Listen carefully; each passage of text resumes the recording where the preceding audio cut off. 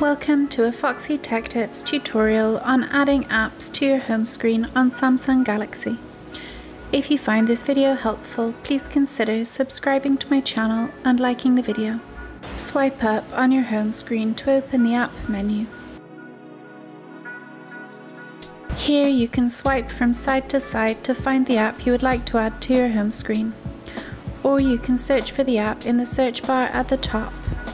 Once you have located the app, hold down on it until this drop-down menu appears. Select Add to Home from the menu. That app will now be added to your home screen. To relocate the app, hold down on it again until you hear a popping sound and it vibrates. You can then drag the app to wherever you would like. And that draws an end to this tutorial. Please like the video if you found it helpful and subscribe to Foxy Tech Tips for more Samsung Galaxy tips and tricks.